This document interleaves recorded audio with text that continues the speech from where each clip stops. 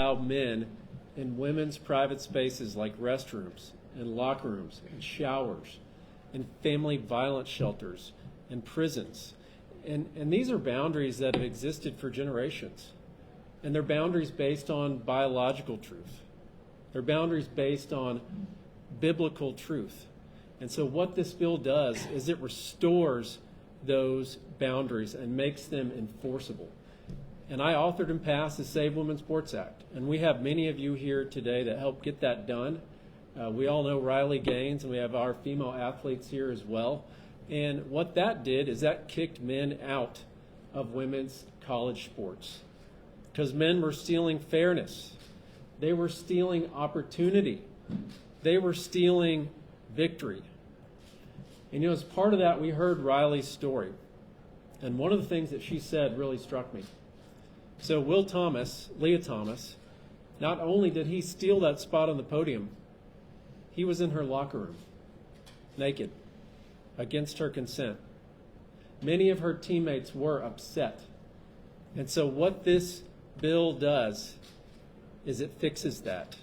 And it restores privacy in women's restrooms, locker rooms, and showers, the very thing that Riley has fought for. And now, of course, we have many advocates here with us today, and I'd like to turn it over for a little bit to Mary Elizabeth Castle. So thank you.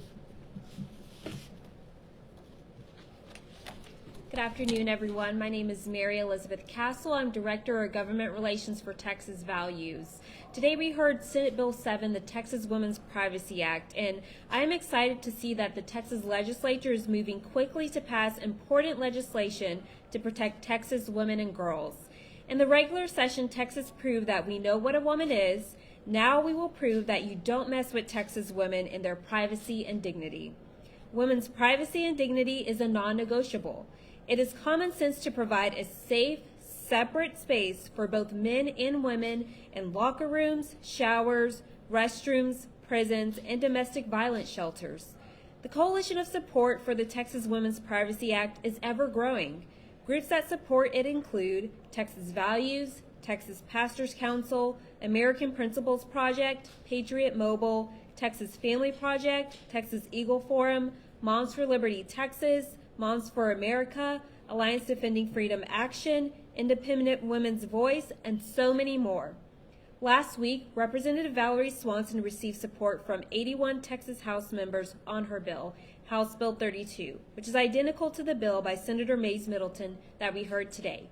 Texas cannot wait. We cannot delay. We know that school is starting very soon in our state, and that we know how this is a prevalent issue in our schools where men are entering women's spaces, and it spreads across not just schools but in different areas as well. This is an issue that women face every single day, and it's very common sense for thousands of years and for even since 1972 from federal law that we protect women in their private spaces. I'll turn it over to Senator Mayes Middleton. Thank you, Mary Elizabeth. This is really simple. Texas is not going to bend to the woke left's gender identity delusions. And this bill has strong penalties to enforce that. The first is a $5,000 penalty on the first complaint, and then it goes up to $25,000 per day. And this is enforced by citizen complaints as well as the Texas Attorney General. And there's a private cause of action in this bill as well. So this bill has real teeth for enforcement, and it will be enforced. And look, there are only two God-given sexes, male and female, and that's it. And as a dad and as a husband, I don't want a man entering my little girl's bathroom. I don't want a man entering my wife's bathroom. I don't want a man entering my mother's restroom. This is common sense. We are not going to sacrifice the safety and privacy of women in the state to the left's gender ideology agenda. And we're also going to make sure that women are not forcibly exposed to men pretending to be women in their private spaces. We have got to get this bill done for all the daughters of this great state. And I'm going to turn it over to Brooke Slusser's mom. Hi, my name is Kim Slusser. I live in Denton, Texas, and Brooke really wanted to be here today, but she just moved, so she's moving in her apartment and getting things settled. So I'm here to represent myself because I also went through it, but her. And here to say that this Senate Bill 7, it has to pass. After everything that we went through at San Jose State University with my daughter Brooke, on the volleyball team with a man without knowing it, it's hard for me not to get emotional. I don't want to get emotional about it, but I always say that the blast radius effect, I got it from a guy that writes a Substack, so it's not my words, it's his, is just immeasurable, because everybody always says it's just one man. It's just one man in your space. It's just one man on your team. It's just one man in your locker room. But the effect that that has is just astronomical.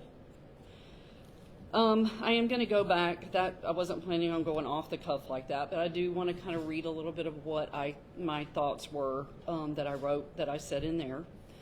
Brooke was forced to share intimate private spaces, including her apartment, hotel rooms, locker rooms, with the biological male. San Jose State never told her. She was never asked how she felt, and she certainly was never protected. Instead, she and her teammates were expected to stay silent. Were told, it's not your story. Conform and suppress their discomfort for the sake of someone else's inclusion. Even with that inclusion violated their privacy, fairness, and dignity. Brooke joined the Riley Yanes lawsuit in 2024, but some of you may not know she also has her own lawsuit with the Independent Council on Women's Sports against San Jose State University, against the Mountain West Conference, and also against 3 administrators at the school, including the head coach, who is still there, by the way. After joining the lawsuit, she felt targeted, isolated, and ultimately placed in harm's way. She became the subject of a plot at a game at Colorado State University.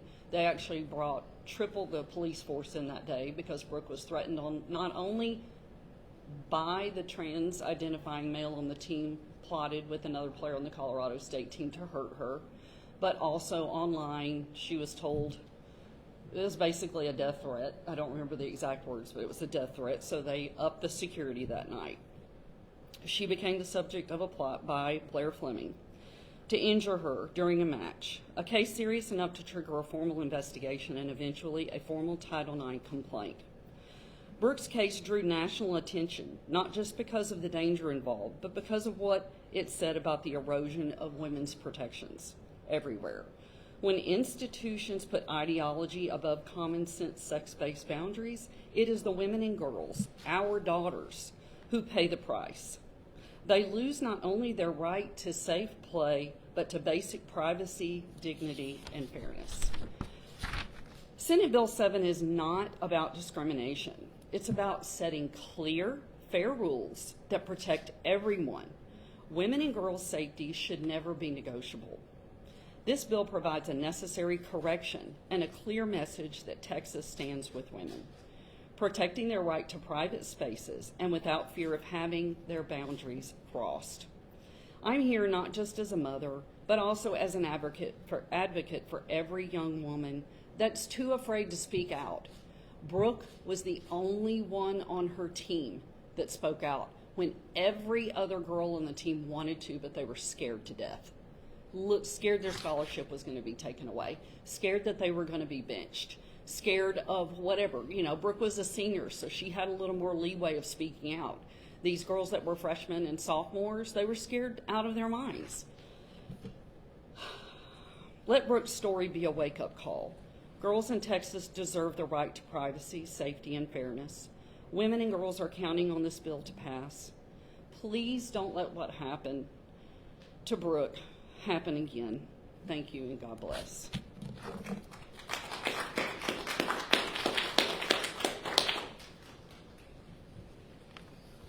Hi, my name is Amy Chakawa. I am an ambassador for independent women, and I'm the founder of Woman to Woman, which is a support group for incarcerated women across the country.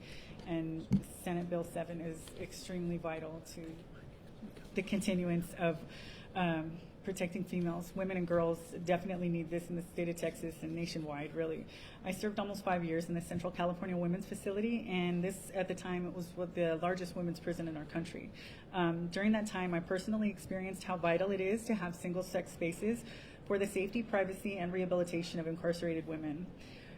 California passed a bill called SB 132, which is the Transgender Respect Agency and Dignity Act, and it allows any male inmate to transfer into women's prisons without undergoing any kind of gender-affirming health care. I began to receive desperate calls, letters, emails from women still in prison, women that I don't even know. They were begging for help as men were being placed in their cells and their lives have been turned completely upside down.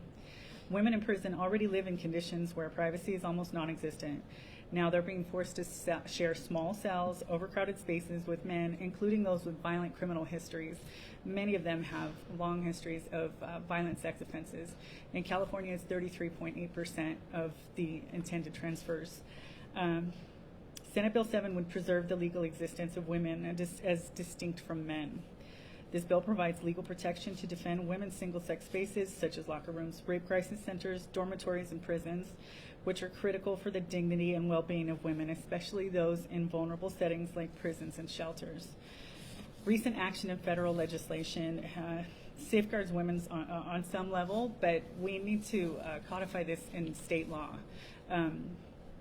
The Texas legislature needs to pass SB 7 to ensure these rights are fully safeguarded. We want to ensure the rights of all people are protected, but when men invade women's spaces like prisons, women are disproportionately harmed and their rights are discarded in the name of inclusion. You can be both for equality and single-sex spaces. Similar legislation has been received with bipartisan support across the country. Recent polling has shown that 91% of Americans agree when it comes to prisons, there are important reasons why they are separated by sex. This issue is deeply personal for me, and I know what it's like to live in a cell where privacy is a luxury and safety is a constant concern. I know the fear of being unable to escape, of not being listened to when you ask for help, and I also know the importance of standing up for those who cannot stand up for themselves. So I really, really hope that the state of Texas will fully support this amazing bill.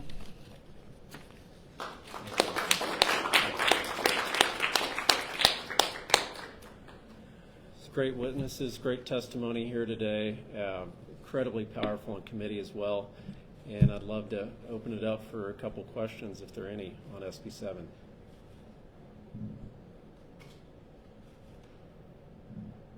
Well, thank you all for coming out today.